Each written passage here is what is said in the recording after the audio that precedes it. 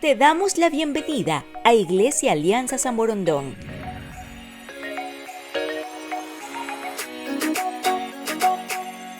Si no eres parte de un grupo de crecimiento, te invitamos a unirte desde la comodidad de tu casa, vía Zoom, para que compartas reflexiones, pensamientos y, lo más importante, crees grandes amistades dentro de nuestra comunidad.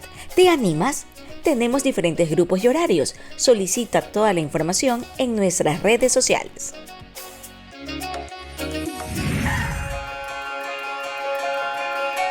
Los adolescentes y jóvenes encuentran un espacio especial en nuestras reuniones online de cada sábado. Únete a ellas de acuerdo a tu edad. Asimismo, si no formas parte de un grupo de conexión, ¿qué esperas para hacerlo?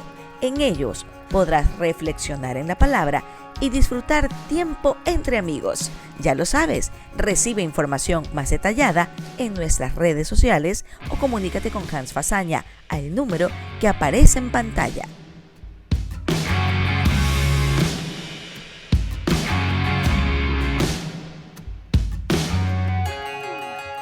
Suscríbete a nuestro canal de YouTube y redes sociales para que permanezcas informado.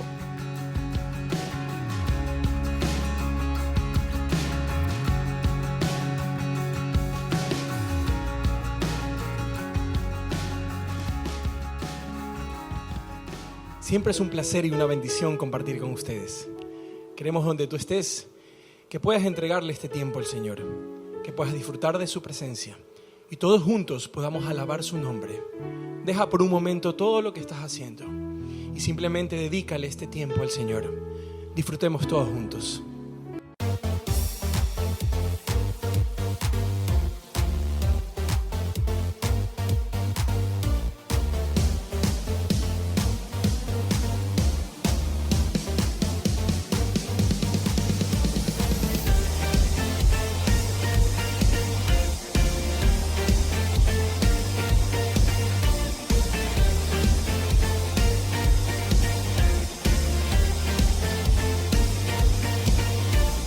Yo quiero ver tu luz brillando en mí, a través de mi ser.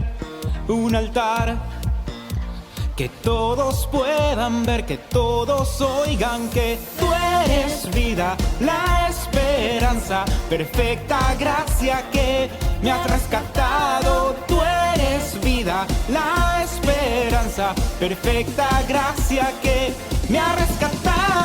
Ya no vivo yo, Cristo vive en mi barro. Quiero ser en tus manos. Ya no vivo yo, Cristo vive en mi barro. Quiero ser en tus manos. De gloria en gloria te veo, Dios.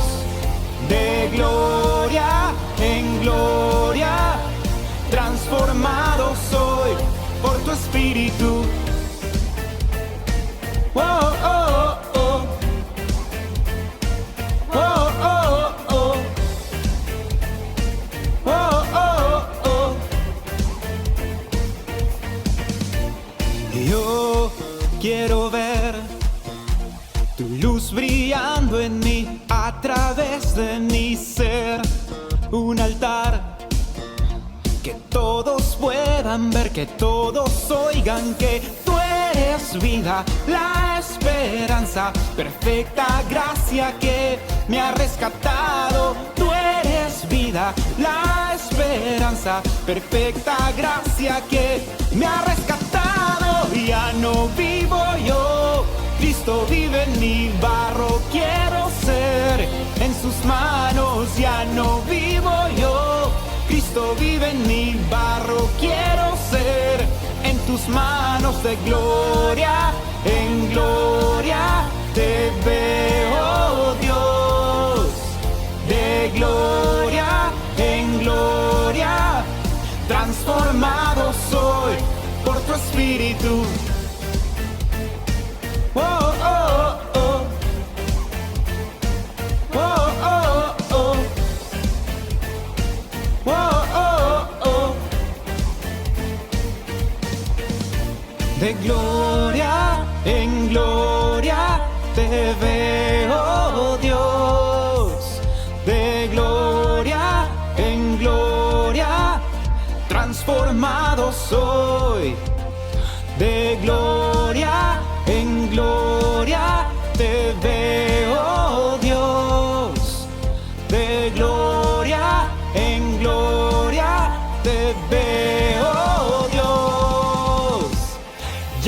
no vivo yo, Cristo vive en mí, barro quiero ser, en tus manos ya no vivo yo, Cristo vive en mí, barro quiero ser, en tus manos de gloria, en gloria te veo Dios, de gloria en gloria, transformado soy por tu espíritu.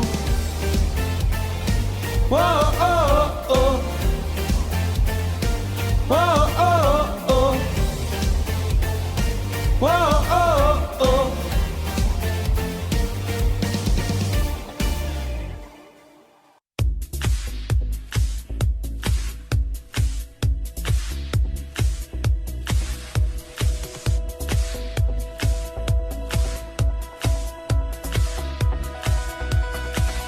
Roto estaba mi corazón, pero tu mano me rescató.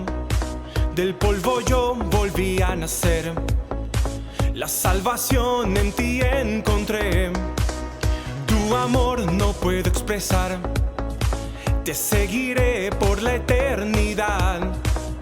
En tu gracia caminaré, en libertad siempre viviré. Y en ti soy libre, sé exaltado, tu amor, tu amor, tu amor no se acaba, no, no. Tú vivo estás en mí, no hay nadie en tu lugar. Te necesito, Dios, y eres mi libertad.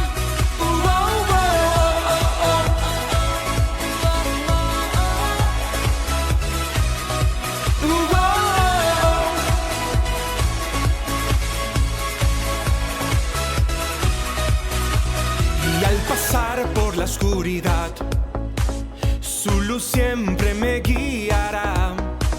Mis cadenas Jesús rompió, con su mano me rescató. Y este mundo terminará, te seguiré hasta el final. Haz en mí, Dios, tu voluntad, venga tu reino a este lugar. Y en ti soy libre, sé exaltado, tu amor, tu amor, tu amor no se acaba, no, no.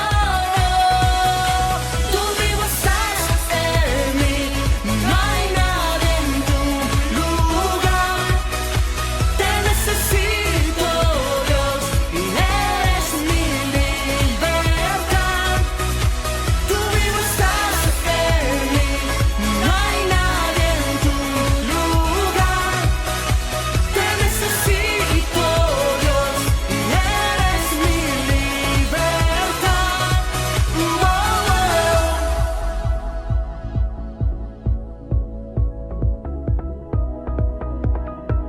Y en ti soy libre, sé exaltado.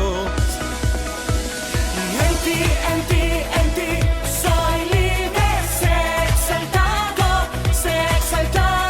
tu amor, tu amor, tu amor no se acaba, no. Tú vivo estás en mí, no hay nadie en tu lugar. Te necesito, Dios, y eres mi libertad. Tú vivo estás en mí, no hay nadie en tu lugar. Te necesito, Dios, y eres mi libertad.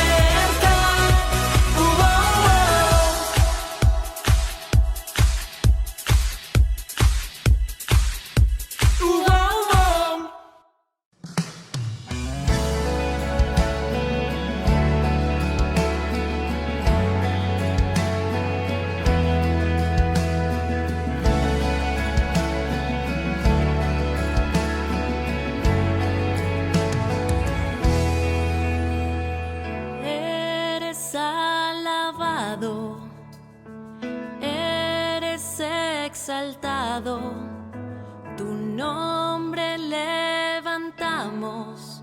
Aleluya, aleluya. Eres adorado, te glorificamos. Tu nombre levantamos. Aleluya, aleluya. A una sola voz nos unimos hoy, te cantamos, Dios, en adoración. Dios imparable, Dios imposible, inigualable, eres invencible. Dios imparable, Dios imposible, inigualable, eres invencible. No tengo temor, en mi corazón tú tienes el control. No tengo temor, en mi corazón tú tienes el control. No me falta nada si te tengo a ti. No me falta nada si te tengo a ti.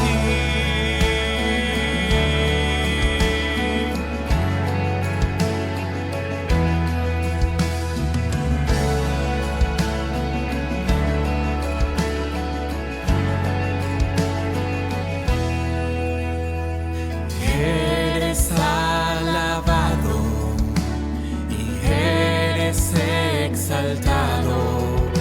Tu nombre levantamos. Aleluya, aleluya. A una sola voz nos unimos hoy, te cantamos, Dios, en adoración. Dios imparable, Dios imposible, inigualable, eres invencible. Dios imparable, Dios de imposibles, inigualable, eres invencible. No tengo temor, en mi corazón tú tienes el control. No tengo temor, en mi corazón tú tienes el control. No me falta nada si te tengo a ti. No me falta nada si te tengo a ti. No importa la situación que estés viviendo, recuerda siempre que el amor y el poder de Dios siguen siendo el mismo de ayer, lo será hoy y por los siglos de los siglos. Y yo sé quién va conmigo, va por mí. Y quien a mis enemigos hace huir. Y yo sé quién va conmigo, va por mí. Y quien a mis enemigos hace huir.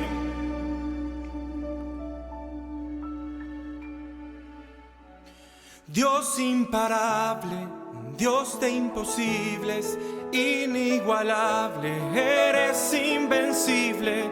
Dios imparable, Dios imposible, inigualable, eres invencible. No tengo temor, en mi corazón tú tienes el control. No tengo temor, en mi corazón tú tienes el control. No me falta nada si te tengo a ti. No me falta nada si te tengo a ti.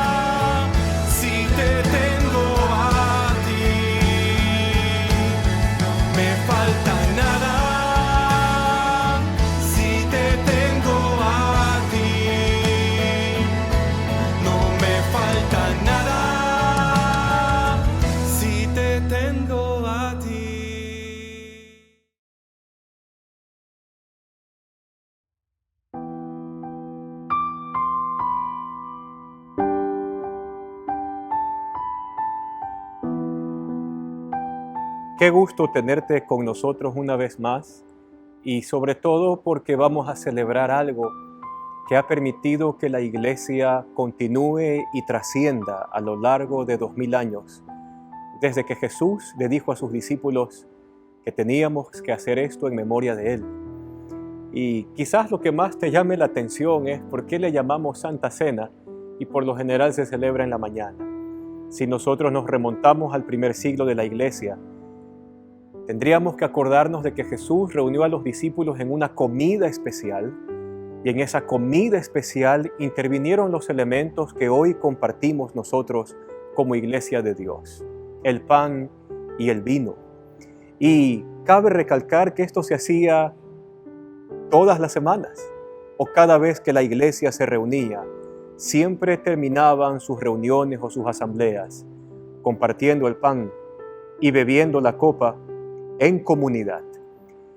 Y quizás el mejor recuento de este evento lo trae el apóstol Pablo en su primera carta a los Corintios, cuando para resolver un tema dentro de la iglesia, él recuerda en medio de una hermosa narración lo que fue el momento en que el Señor compartió estos elementos con sus discípulos. Y el pasaje dice así: porque yo recibí del Señor lo que también les he enseñado a ustedes, que el Señor Jesús, la noche que fue entregado, tomó pan y habiendo dado gracias, lo partió y dijo: tomad, comed, esto es mi cuerpo, que por ustedes es partido, hagan esto en memoria de mí. Y después de haber cenado, tomó también la copa diciendo: esta copa es el nuevo pacto en mi sangre. Hagan esto todas las veces que la beban en memoria de mí. Porque todas las veces que comemos de este pan y bebemos de esta copa, anunciamos la muerte del Señor, anunciamos el Evangelio hasta que Él venga. Y es para nosotros un gusto poder estar junto a ti para hacer esto mismo en memoria del Señor. Así que en aquel pedacito de pan que tú hayas preparado, junto con los tuyos, con tu familia, con tus hijos, podemos destinar este momento y hacer como el apóstol Pablo, siguiendo las instrucciones de Jesús, nos dijo que hagamos. Comamos entonces en su memoria.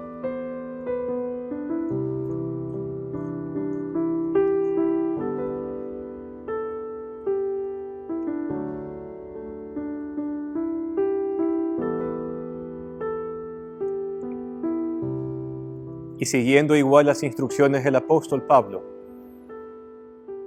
después de haber cenado, tomemos nosotros también la copa, bebiéndola en memoria de nuestro Señor.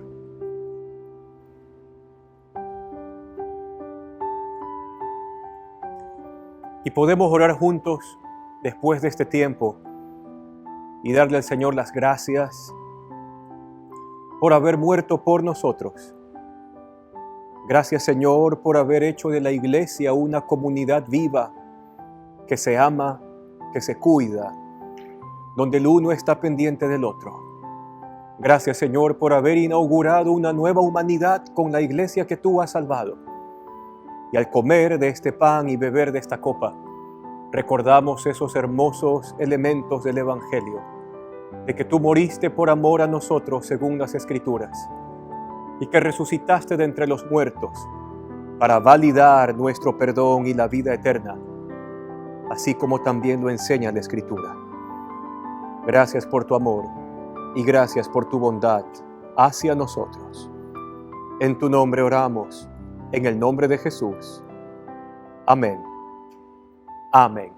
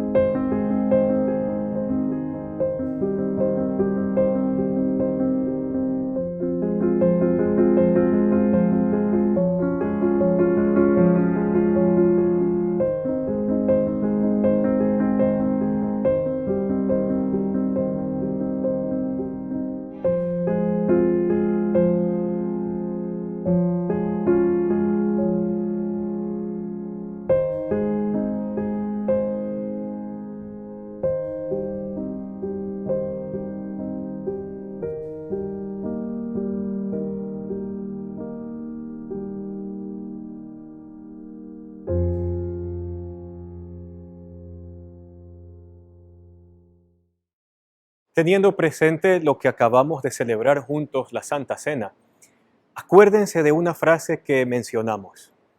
Hagan esto en memoria de mí, porque todas las veces que comemos de este pan y bebemos de esta copa, nosotros recordamos la muerte del Señor hasta que Él venga.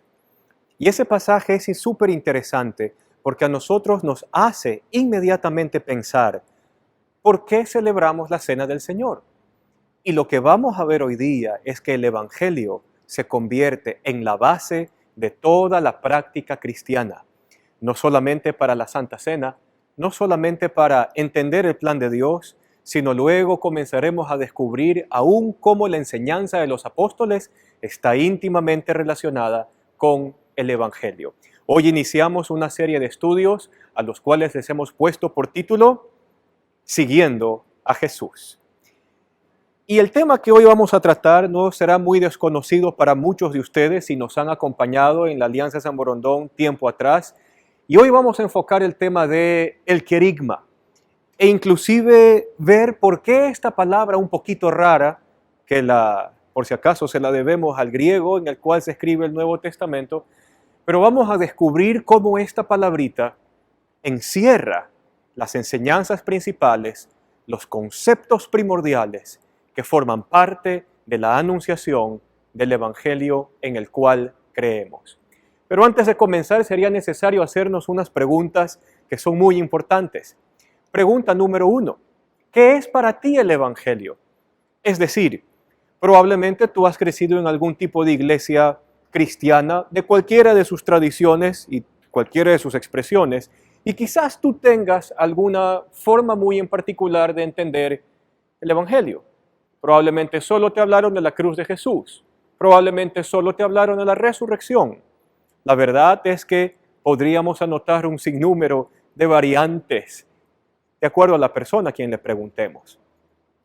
Otra pregunta interesante es ¿qué te dijeron acerca del Evangelio? O cuando te compartieron el Evangelio, ¿qué es lo que te compartieron? ¿Qué te dijeron? Porque desgraciadamente en mucho de nuestro entorno, cada vez que se anuncia la buena noticia de Dios, más énfasis se le suele hacer al infierno que a la gracia de Dios. Y nos daremos cuenta de que cada renglón que conforma este conjunto de enseñanzas, el querigma, el núcleo central del Evangelio, nos podremos dar cuenta que es la gracia de Dios la que inunda cada uno de esos puntos, porque Dios busca el bien de la humanidad y el tuyo también. Y, por último, ¿cómo ha influido? Eso es importantísimo. ¿Cómo ha influido eso que tú escuchaste en tu percepción de Dios? Porque aunque no lo creas, de cómo tú hayas recibido el Evangelio, se va a definir y va a depender mucho lo que tú creas acerca de Dios.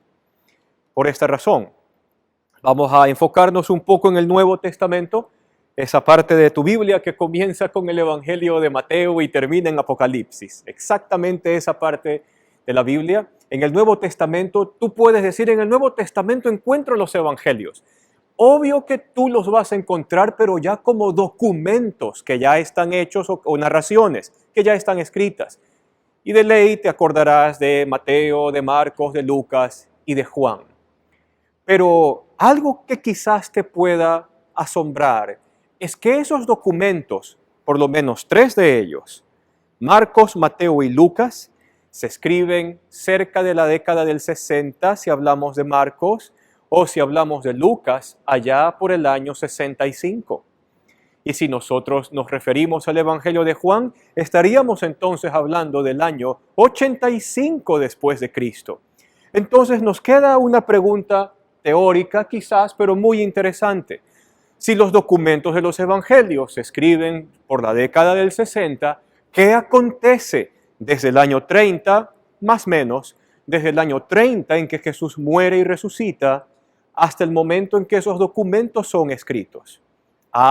Y para eso nosotros vamos a entender un poco del libro de Hechos de los Apóstoles. Si bien hemos movido un poquito esta diapositiva, es solamente para referirnos que tú en el libro de Hechos vas a encontrar los primeros discursos que tuvieron los apóstoles cada vez que presentaban el Evangelio.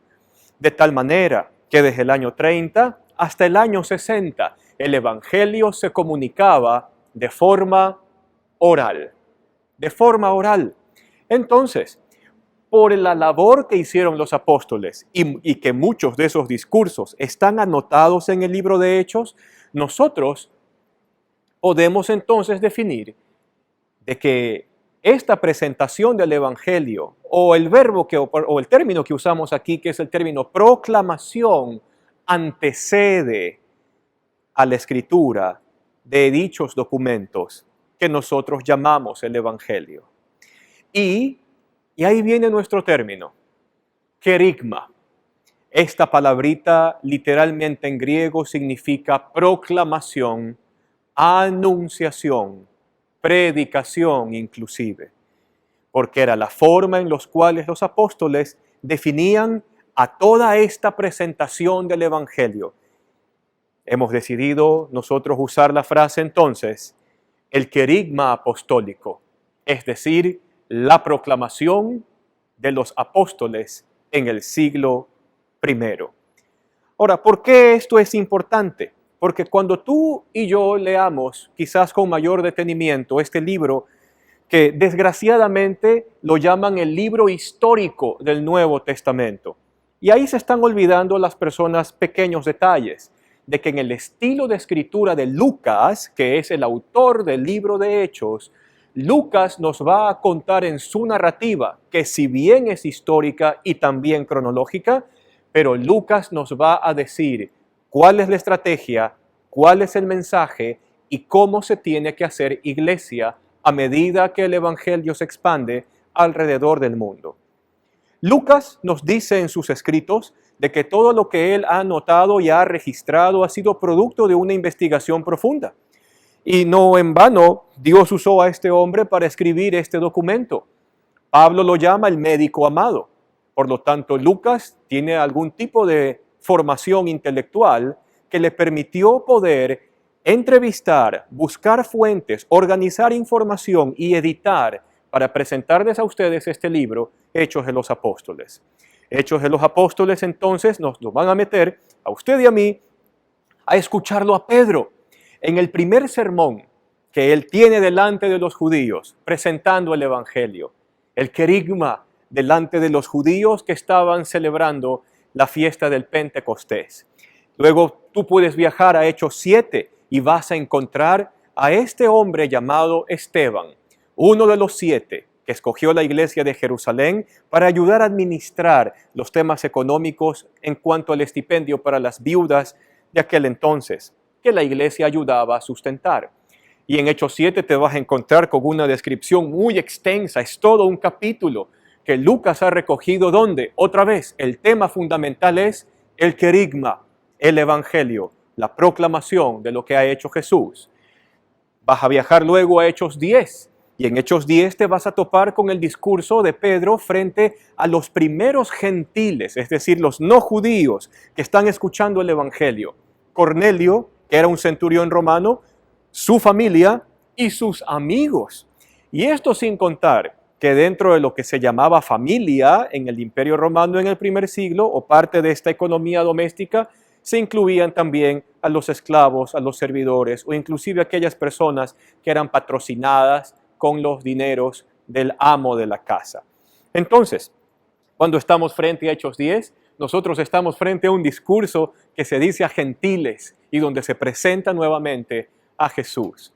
Y podríamos rescatar otras porciones, pero estas son las que consideraríamos más claras del apóstol Pablo predicando el evangelio entre los gentiles nuevamente, donde Pablo hace una descripción de todo lo que Jesús es y todo lo que ha hecho y lo que eso significa para nosotros. Si bien hay harto por leer, tienes igual esto en tu mente y en tu corazón, espero que lo leas en algún momento, pero hoy queremos enfocarnos en este tema que está en Hechos 10. Porque Pedro hace una descripción muy, pero muy concisa de los elementos del querigma. Y quisiera leerte esta porción, aunque un poco larga, quisiera compartírtela en esta mañana. Así que presta atención mientras esta lectura se lleva a cabo. Dice así: Pedro tomó la palabra y dijo: ahora comprendo que en realidad para Dios no hay favoritismos, sino que en toda nación Él ve con agrado a los que le temen y actúan con justicia. Dios envió su mensaje al pueblo de Israel, anunciando las buenas nuevas de paz por medio de Jesucristo, que es Señor de todos. Ustedes conocen este mensaje que se difundió por toda Judea, comenzando desde Galilea y después del bautismo que predicó Juan.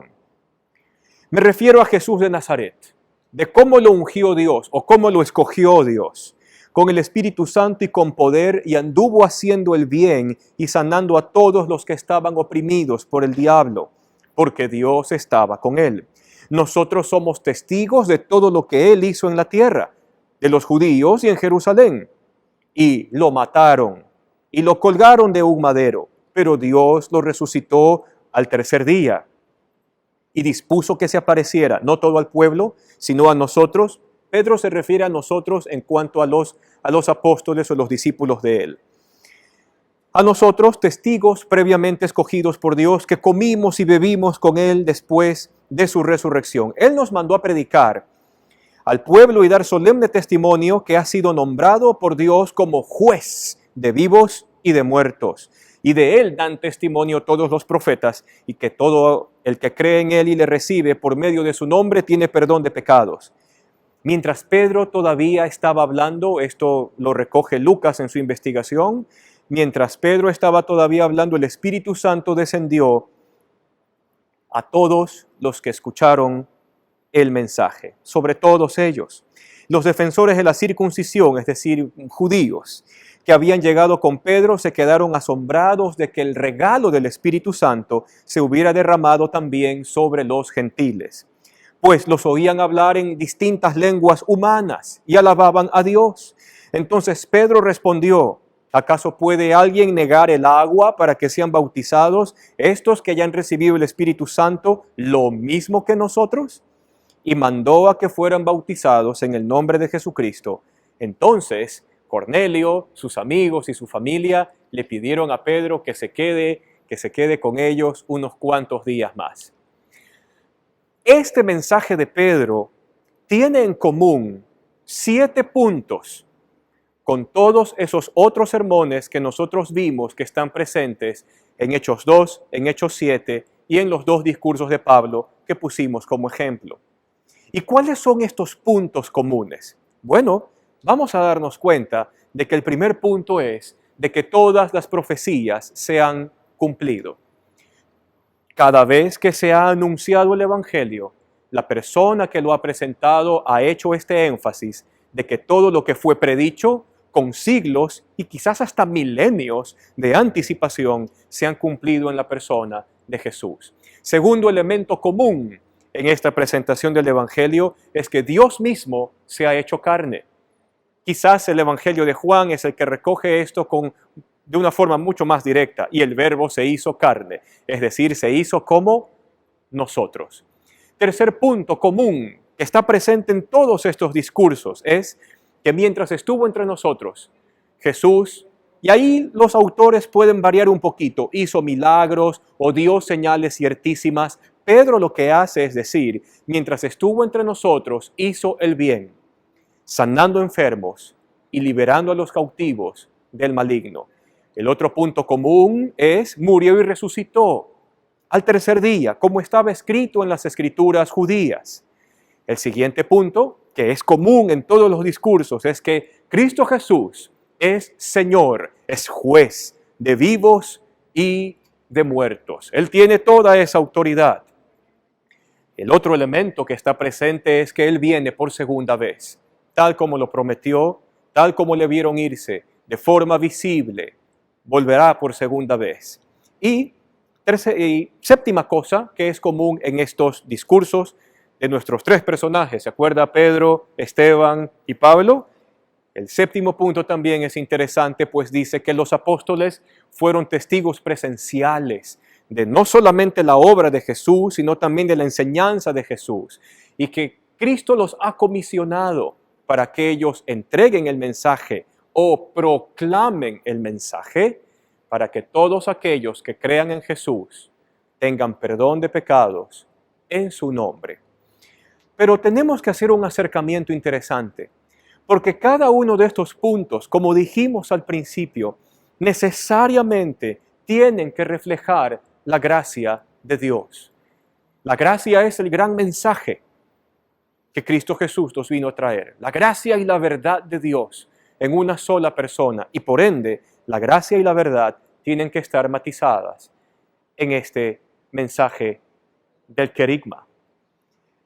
Fíjese conmigo. Primera cosa, ¿qué nos dice esto de que todas las profecías se han cumplido?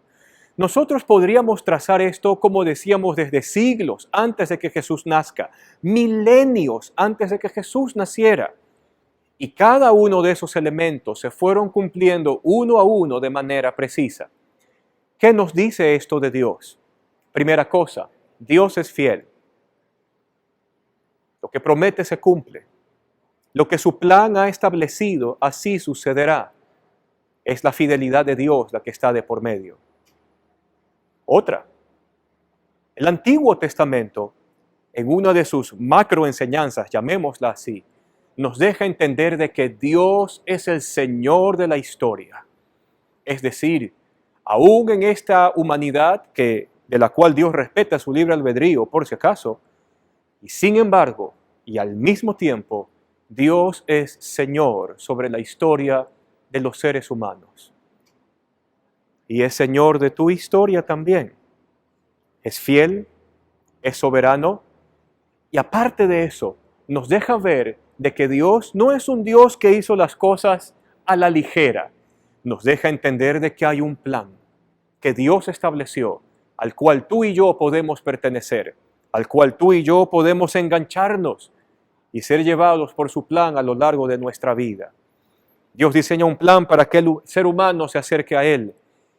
Y desde esta perspectiva, toda la historia que tú leas en el Antiguo Testamento tendrá su cumplimiento máximo, mayor y único en la persona de Cristo Jesús. De tal manera que los relatos de las grandes metanarrativas del Antiguo Testamento, la historia de Abraham, ¿te acuerdas? Dios le promete tierra, le promete descendencia, le promete una bendición. ¿Quién es la bendición que bendice a todas las familias de la tierra? Cristo Jesús. Si nos anteponemos a Abraham y nos vamos, no sabemos cuántos millones o miles de años antes, pero si nos vamos hacia Adán y Eva, encontraremos lo mismo. Jesús es el hijo de mujer que ha venido a aplastar, a destruir todo lo que la maldad le ha hecho al ser humano y hacer todas las cosas nuevas. Si nos enfocamos en David, la historia es similar. Cristo Jesús se convierte en ese rey que nosotros necesitamos, que nos gobierne con justicia, con amor, con paz y con misericordia. Él es el rey que le fue prometido a David, que reinaría para siempre. Por lo tanto, todas las escrituras del Antiguo Testamento hallarán su plena realización y su pleno cumplimiento en Jesús de Nazaret. Y esto era parte de la proclamación del Evangelio. Ahora, claro, hay que dejar un punto, eso sí, muy bien establecido. Esta proclamación del Evangelio era todo un diálogo. Quizás un diálogo mucho mejor, más que diálogo, monólogo, mejor que un monólogo de un día domingo. El Evangelio fue diseñado para ser dialogado, conversado, expuesto, demostrado. De tal manera de que este punto de que todas las profecías se han cumplido demandaba una larga conversación para darnos cuenta de la precisión de Dios. Sin embargo, en lo que podemos conversar o monologar en esta mañana, tarde o noche, no importa la hora en que tú estés viendo esto, puedes entrever que si Dios ha cumplido todo lo que dijo que se iba a cumplir, tienes un Dios fiel, tienes un Dios verdadero, tienes un Dios soberano, tienes un Dios que es Señor de la historia. Dios mismo se ha hecho carne. Y esta siguiente parte del Evangelio igual te expresará a ti gracia. ¿Por qué? Porque Dios sabe lo que es ser tú. Se hizo débil por amor a nosotros, como nosotros. Él sabe socorrernos. Y por eso muchos otros autores dicen, por ejemplo el autor de Hebreos dice, de que nosotros no tenemos un sumo sacerdote que no se compadezca, sino que más bien tenemos un sumo sacerdote que sí se compadece de nosotros. Porque Él fue tentado en todo, con el fin de ofrecernos a nosotros el oportuno socorro. Él se acuerda que somos polvo. Dios sabe que somos frágiles. Y eso es una buena noticia para ti y para mí. Tengo un Señor y un Dios, no solo que es el soberano de la historia, sino que también es aquel que empatiza contigo, porque se hizo como tú, sabe lo que es estar en nuestros zapatos, sabe ofrecer el oportuno socorro, y eso es gracia. Que Dios mismo sea extendiendo su mano y nos ayude y nos permita salir adelante, eso es gracia. Y nos presenta a nosotros como personas limpias, sin pecado, delante de Dios. Me representa bien, como ninguna otra persona lo haría. Me representa bien delante de Dios, no solo en su plan, sino también en la nueva creación, en la nueva humanidad que Él diseñó desde el principio. En la otra parte de este evangelio, mientras estuvo entre nosotros, estuvo haciendo el bien, sanando enfermos y liberando a los cautivos por el maligno. Y qué buena noticia, porque el evangelio nos dice en cada una de sus líneas la buena intención que Dios tiene para cada uno de nosotros. ¿Cuál es la intención de Dios para nosotros? Hacernos bien. Dios no es un hacedor de males, tampoco es la fuente de mal, como algunos otros con silogismos tratan de aterrizar a semejante conclusión. La intención de Dios es hacernos siempre bien. Y este bien, quizás esa es la parte que a usted y a mí nos cuesta en algún momento entender, no es a nuestro entender de lo que es beneficioso o no, es de lo que Él considera que es bueno para usted y para nosotros. Pero no hay razones para desconfiar, porque el Señor de la historia, el fiel y verdadero, es quien quiere hacerme bien a mí. No hay trampa. Murió y resucitó conforme a las Escrituras. Y esto es interesante, porque la cruz se convierte en la mayor prueba de amor. Es toda una señal contradictoria la cruz. ¿Y por qué es una señal contradictoria? Porque la cruz, por un lado, me va a mostrar la deuda que usted y yo deberíamos pagar. Todos los textos del Antiguo Testamento hablan de que los pensamientos del ser humano, sus pensamientos y mis pensamientos, aún nuestros hechos, todos están inclinados hacia el mal, desde que tenemos uso de razón. Y hay una sola consecuencia para la maldad, la muerte. Por lo tanto, la cruz como señal contradictoria a nosotros nos va a hacer ver lo que merecemos, lo que debería acontecer con nosotros, la consecuencia del pecado. Pero ¿qué hace Cristo como mi representante? Él lo que hace es hacerme a un lado y presentarse. Si el humano tiene que morir, si el humano tiene que sufrir, Él se presenta como aquel que muere y como aquel que sufre. Ah, sí, Él pagó la deuda que nuestro pecado demandaba. La cruz nos va a decir a nosotros la verdad acerca de nosotros mismos y de los sistemas humanos. Porque tienes que ponerte a pensar algo. ¿Qué es en medio de tantos ingredientes de este escenario sangriento? Pero hay dos ingredientes que son netamente humanos: los sistemas políticos y los sistemas religiosos. Estos dos sistemas fallaron delante de un hombre justo. Ningún sistema humano te puede ofrecer lo que Dios puede ofrecerte. Ninguna religión humana podría darte lo que Cristo Jesús puede darte. Nos dice la verdad acerca de nosotros, nos dice la verdad sobre los sistemas humanos. La cruz me dice de que yo soy perdonado. La cruz me dice de que ahora yo puedo ser llamado inocente. La cruz me dice que yo he sido limpiado y que existe una nueva creación que ha comenzado desde mi interior por la obra de Dios en nosotros. El siervo sufriente, el Cristo crucificado, hizo todo esto por amor a nosotros.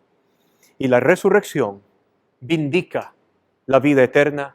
La resurrección es garantía de que nuestra eternidad comienza el momento en que nuestra vida se inclina, se acerca y cree en Cristo Jesús y su mensaje. Es Señor y juez de vivos y de muertos. Y esto es interesante, porque nos presenta a Cristo en el escenario donde se consuma la humanidad y la creación entera.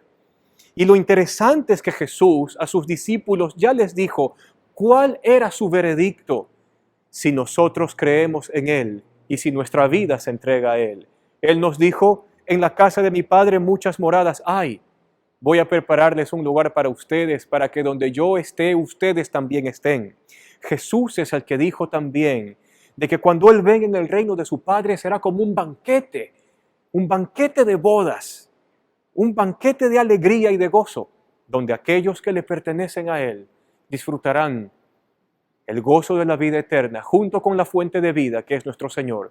Yo ya sé cuál es el veredicto y por lo tanto su imagen de juez y de Señor a mí no me acarrea ningún miedo, porque sucede que mi juez es el mismo que murió por mí por amor.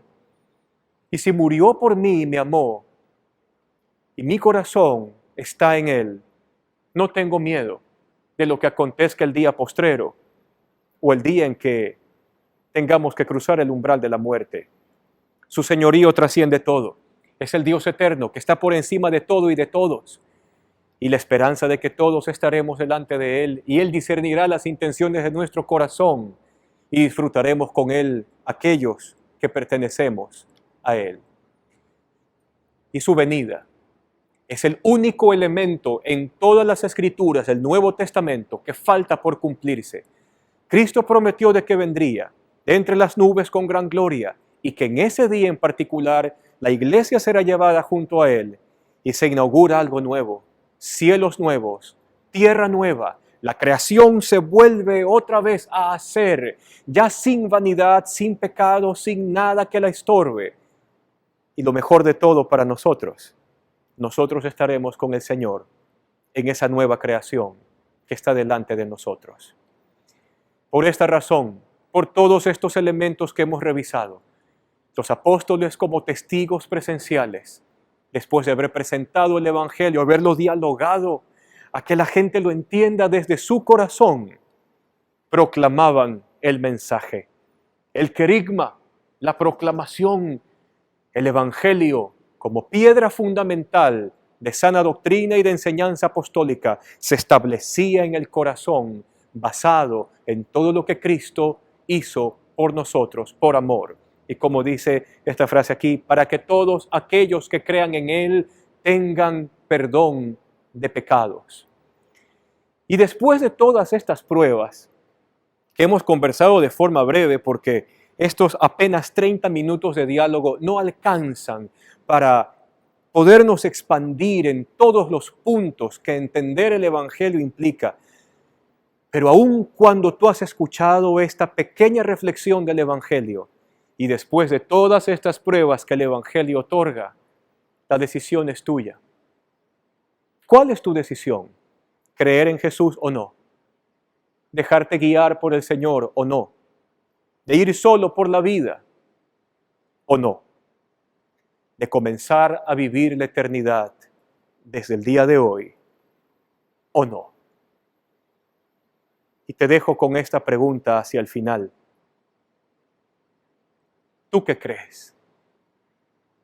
Y no solamente que asientes, quizás con tu entendimiento o tu razón, pero creer con el corazón, que toda tu vida esté de acuerdo con que lo que hizo Jesús es la mayor expresión del amor divino, de la gracia de Dios para ti. Así que vamos orando para terminar este tiempo, después de haber escuchado y entendido un poquito más el querigma de los apóstoles. Te damos gracias, Señor. Gracias porque la proclamación de tu Evangelio llegó a nuestra vida y nuestro corazón. Y nos invitas a creerte a ti sin dudar. Nos invitas a poner nuestra confianza en ti, el Señor de la historia, el soberano de todo, que se identificó por nosotros y murió por nosotros por amor.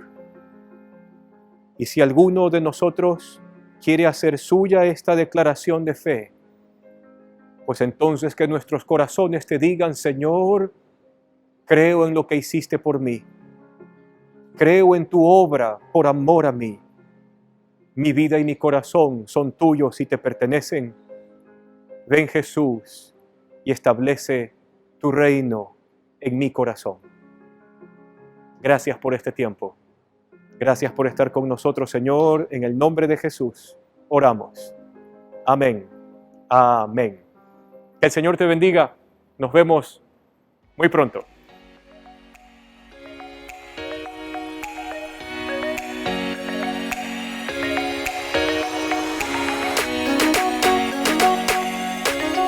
Suscríbete a nuestro canal de YouTube y redes sociales para que permanezcas informado.